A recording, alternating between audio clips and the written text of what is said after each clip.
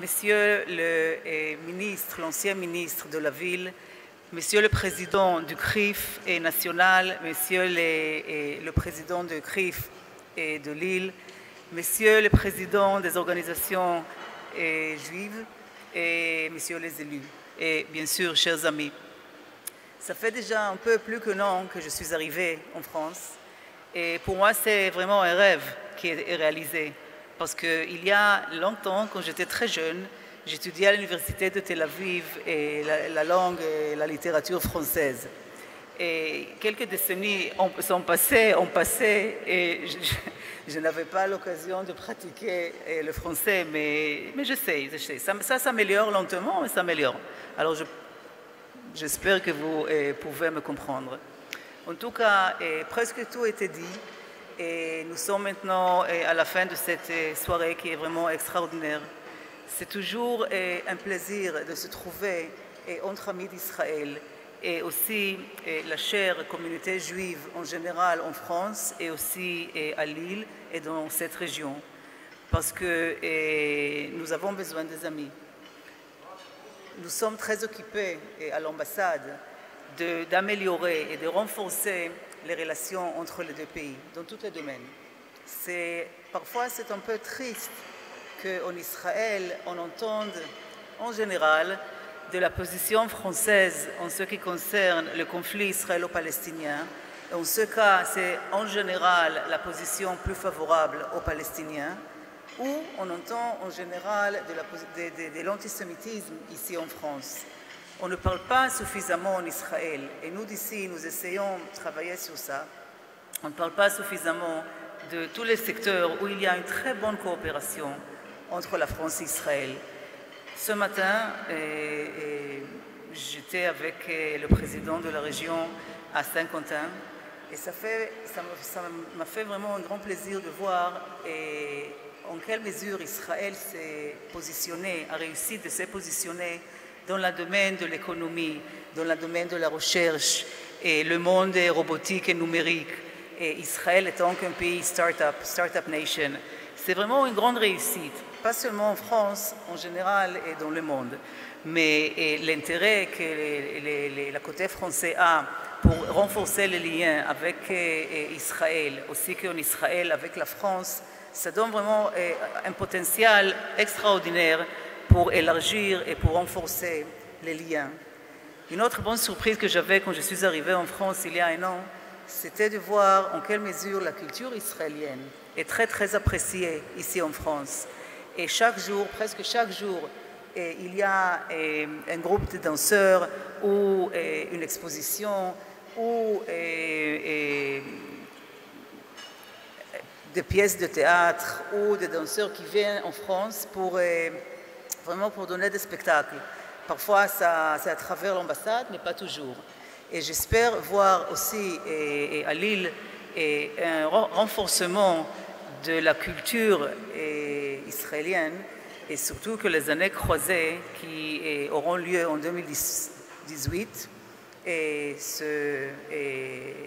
nous allons mettre l'accent sur le domaine de la culture israélienne en France.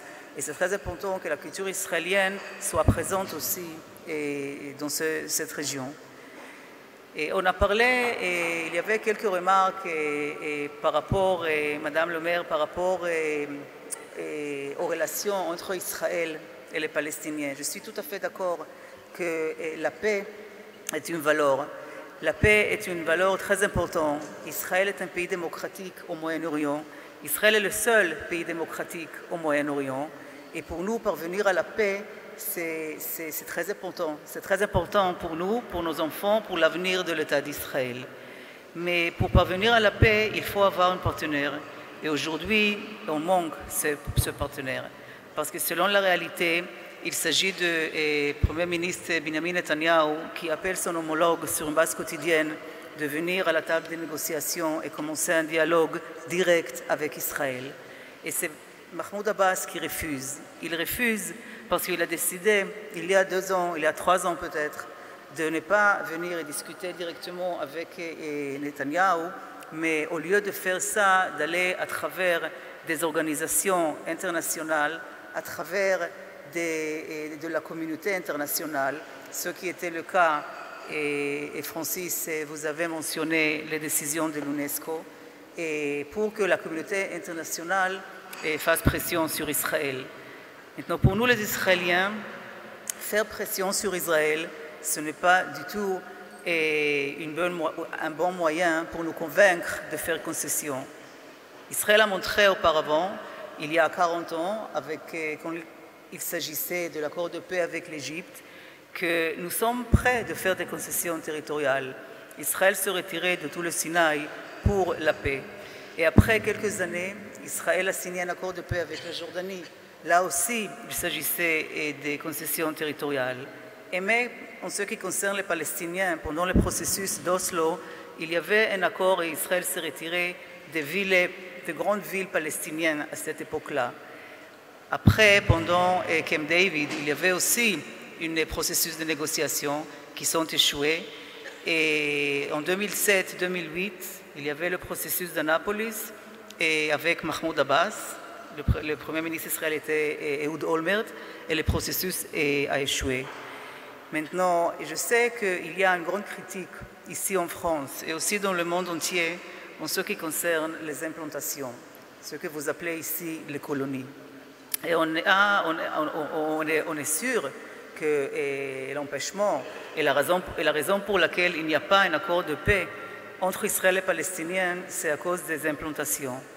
Mais je voudrais vous dire quelque chose par rapport à cela. Tout d'abord, il ne faut pas oublier qu'Israël, étant qu'un pays démocratique, a choisi son gouvernement. Et ce gouvernement, depuis des années, est un gouvernement de droite. Et ça c'est la volonté de la population israélienne. Alors, si on apprécie Israël étant qu'un pays juif, il faut aussi apprécier la décision de la population d'Israël qui a choisi ce gouvernement avec la politique que nous la connaissons. En ce qui concerne le problème, s'il s'agit d'un problème, et à mon avis ce n'est pas un problème, mais le sujet des implantations était sur la table plusieurs fois. Et on presque est arrivé aux accords avec les Palestiniens sur le sujet des implantations, parce que les implantations consistent que 2% de la territoire de Cisjordanie. La raison pour laquelle les processus de paix ont échoué, c'est parce que les Palestiniens n'étaient jamais d'accord de saisir, de laisser leurs revendications et en ce qui concerne le droit au retour des Palestiniens en Israël. Et ça, et la signification de cette demande, c'est la fin d'Israël étant qu'un pays juif. Et sur ça, il y a un consensus en Israël à la gauche comme à la droite, que ça, ce n'est pas faisable. Et les Palestiniens, jusqu'à aujourd'hui, ils ne reconnaissent pas Israël comme un pays juif, et ils s'opposent à cette idée. On peut voir ça maintenant sur le marché de Noël, au marché de Noël sur les Champs-Élysées, la première fois qu'il y a un stand palestinien, où le plan qui décrit Israël ne mentionne pas du tout les villes israéliennes et sur leur nom hébraïque. Il s'agit que des villes palestiniennes sur ce plan. Je suis très encouragée d'entendre que vous êtes contre le boycott d'Israël. Je pense que vraiment vous êtes des vrais amis d'Israël. Et boycotter Israël, d'abord, c'est contre la loi française et c'est contre les valeurs démocratiques et les valeurs humaines. En ce cas, c'est très important de lutter contre la tendance de boycotter Israël. Je pense que vous connaissez, vous entendez que les organisations palestiniennes, ceux qui soutiennent le BDS, sont très encouragés dans leur lutte contre Israël. Et on se réveille assez souvent récemment et on voit qu'il y a des villes, il y a des endroits ici en France qui passent de vœux et qui appellent à la boycott des produits israéliens. Moi, je pense que les Français doivent s'engager pour passer des vœux ou des délibérations qui interdisent le boycott d'Israël. Et encore une fois, je suis très encouragée qu'il y avait des villes et il y avait des régions ici en France qui l'ont fait. Par exemple, l'Île-de-France, Lyon, Toulouse, et il y a des autres endroits où c'était fait. Alors, la volonté de la population israélienne de parvenir à la paix et de vivre dans la paix et dans la sécurité encore existe. Mais pour ça, il faut avoir la volonté et il faut que les Palestiniens viennent à la table de négociation au lieu d'inciter à la haine d'Israël, ce qui est la situation aujourd'hui. Et encore une petite remarque, parce que monsieur le président de la région a mentionné l'Iran. Oui, nous avons parlé de l'Iran, qui reste l'ennemi numéro un d'Israël au Moyen-Orient. Parce que jusqu'à ce que l'accord nucléaire était signé il y a un an, la position française a soutenu ou était la plus proche de la position israélienne à cette époque-là. Mais après que l'accord était signé, les positions de la communauté internationale en général ont changé. Et aujourd'hui, l'Iran a gagné sa légitimité. Pour Israël, rien n'a changé. Pour Israël, il s'agit de l'Iran qui livre des armes au Hezbollah au Liban. C'est le même Hezbollah qui possède 100 000 missiles dont le cible est Israël. C'est l'Iran qui est très engagé par rapport aux essais balistiques dont il y a sur lesquels il y a parfois cet écrit qu'Israël doit disparaître du monde. C'est le même Iran qui soutient le Hamas dans la bande de Gaza et c'est le même Iran qui déclare qu'Israël n'a pas le droit d'exister. Alors pour nous, il ne s'agit pas que des attentats terroristes commis par les Palestiniens dans Israël. Il s'agit aussi des autres ennemis qu'Israël a dans la région et qui menacent l'existence d'Israël, notamment l'Iran, mais aussi le Hezbollah et les autres éléments extrémistes, par exemple Daesh au Sinaï, qui ne reconnaît pas Israël et qui sont engagés par rapport à la volonté de voir Israël disparaître du monde. Mais moi, je suis optimiste tout d'abord. Je pense qu'il y a une occasion de changer la réalité au Moyen-Orient et Israël a de très bonnes relations aujourd'hui. Okay, tout est relatif, mais en comparaison de ce qui existait il y a quelques années, il y a une bonne coopération entre Israël et l'Égypte, surtout au Sinaï, parce que les deux pays luttent contre Daesh. Il y a une bonne coopération avec la Jordanie, qui est un pays modéré et dans le Moyen-Orient. Israël même est très intéressé de se rapprocher aux quelques pays dans le Golfe qui affrontent les mêmes menaces, notamment la menace iranienne. En ce qui concerne la France, et moi, je m'occupe des relations franco-israéliennes. Pour moi, je pense qu'il y a une très bonne chance.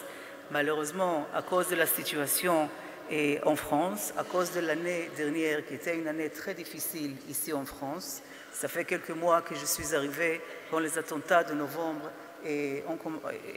avaient lieu, et après les attentats dans d'autres endroits, et à Nice.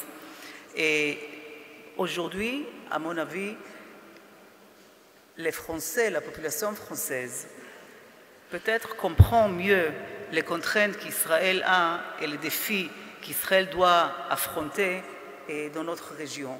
Ça donne une occasion de renforcer les liens dans le domaine de la sécurité, dans le domaine du renseignement. Et l'année qui a écoulé, nous avons vu plusieurs délégations qui sont rendues visite en Israël, exactement pour voir comment Israël, comme un pays démocratique, lutte contre le terrorisme. Et dans tous les autres domaines que je viens de mentionner, je pense qu'il y a aussi un très grand potentiel et je suis sûre que l'avenir va montrer que ces relations, qui déjà sont des relations entre pays amis, vont se renforcer. Je veux remercier la communauté juive encore une fois, ici à Lille et en général, et à Paris en France, pour leur accueil chaleureux, pour l'amitié et pour le soutien. Toda Rabba, ve'erev tov.